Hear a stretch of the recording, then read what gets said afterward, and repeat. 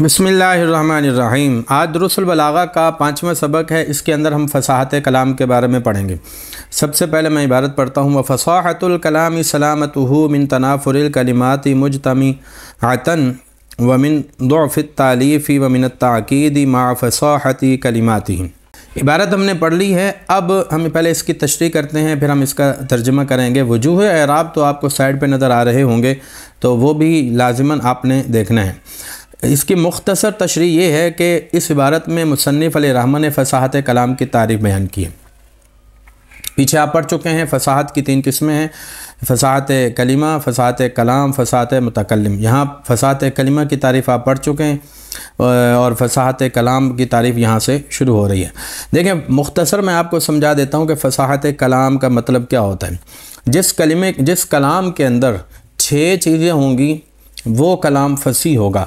मैं मिसाल आपको देता हूँ, जैसे अल्हम्दुलिल्लाहि रब्बिल आलमीन अर्रहमानिर रहीम मालिकि यौमिद्दीन इय्याका नअबुदु व इय्याका नस्तईन इहदिनस सिरातल मुस्तक़ीम। ये पूरी सूरतुल फातिहा को आप ले लें तो पूरी सूरतुल फातिहा इसमें मुख्तलिफ़ कलाम हैं।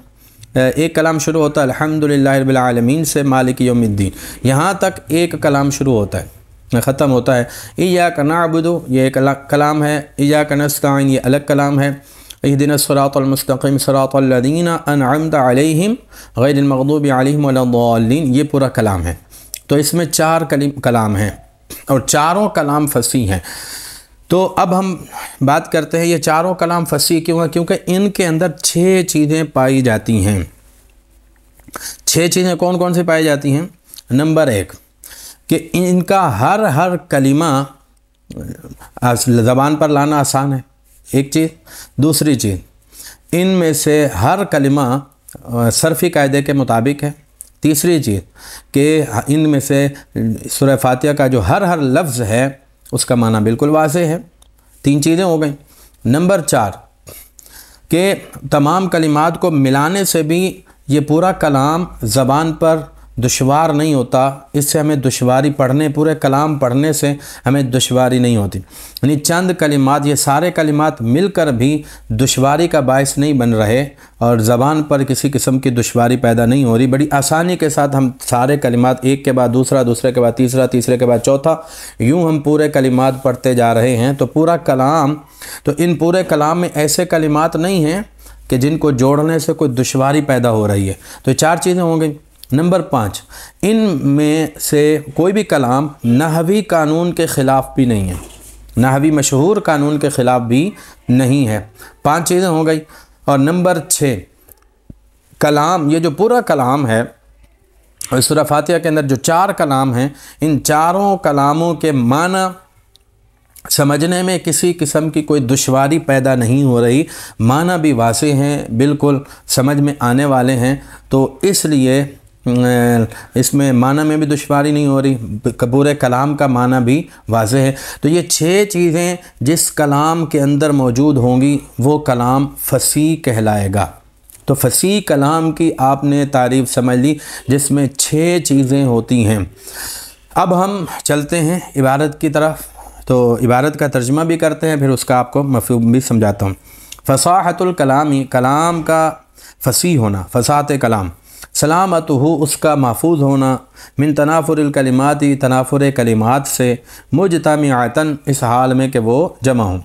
यानी तनाफुर कलिमात का मतलब होता है कि मुख्तलिफ़ कलमे सारे के सारे लफ्ज़ हैं तो फसी, सारे लफ्ज़ फसी हैं। एक एक कलिमा कलाम में अगर 5 कलिमे हैं तो 5 कलिमे फसी हैं।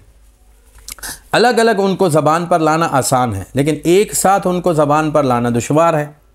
तो इसको तनाफुर कलिमात कहते हैं। तो तनाफुर कलिमात के इज्तिमा से उस खाली होना, व मिन दुअफ़ित तालीफ़ी दुअफ़ तालीफ़ से खाली होना। दुअफ़ तालीफ़ कहते हैं कि नहवी कानून के ख़िलाफ़, तो कलाम का नहवी कानून की मुखालफत से भी महफूज होना। व मिन ताक़ीदी, और ताक़ीद से भी महफूज होना।